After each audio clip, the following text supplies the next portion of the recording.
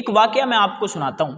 ایک شخص تھا بہت زہد و تقوی والا، نمازیں پڑھنے والا، تہجد پڑھنے والا، تہجد گزار، ذکر و اذکار، درود پاک کی کثرت، سب کچھ کرنے والا شخص، اللہ سے ڈرنے والا۔ تو اس کے زمانے میں لوگ گمراہ ہو گئے اور ایک درخت کی پوجا کرنے لگے، اور لوگ گمراہ ہوتے جا رہے ہیں اور درخت کی پوجا کرتے جا رہے ہیں۔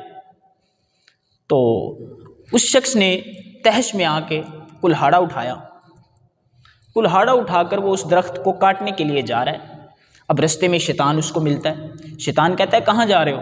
اور وہ ایک غصے کے اندر ہوتا ہے، ایک جلال کے اندر ہوتا ہے، اور شیطان کو پٹخ کے زمین پر مارتا ہے اور اس کی چھاتی پہ چڑھ کے بیٹھ جاتا ہے۔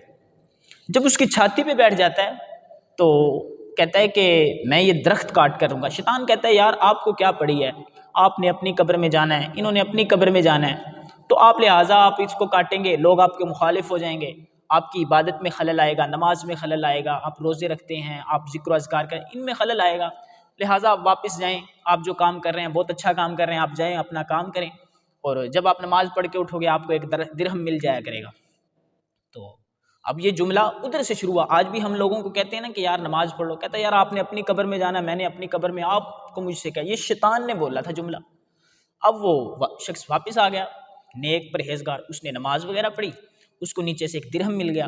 جب اس کو وہ درہم ملا تو بہت خوش ہوا، اس نے کہا یار اس نے صحیح کہا تھا کہ انہوں نے اپنی قبر میں جانا ہے، میں نے اپنی قبر میں جانا ہے، بس میں اللہ اللہ کرتا ہوں۔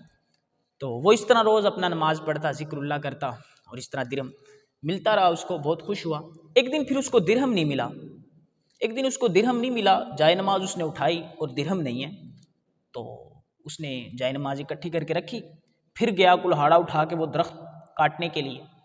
تو جب گیا کلہاڑا اٹھا کے درخت کاٹنے کے لیے آگے جاتا ہے تو شیطان پھر ملتا ہے۔ شیطان اسے کہتا ہے کہاں؟ کہتا میں درخت کاٹنے جا رہا ہوں۔ شیطان نے پٹخ کے اس شخص کو زمین پر مارا، اس زہد و تقوی والے کو جو نمازیں پڑھتا ہے، تہجد گزار ہے، درود پاک کی کثرت کرتا ہے، ذکر اللہ کرتا ہے، اس کو پٹخ کے مارا اس نے زمین پہ۔ اس نے کہا میں تو بہت پاورفل ہوں، میں تو ایک نیک آدمی ہوں، مجھے تو نے کس طرح پٹخ کے مارا؟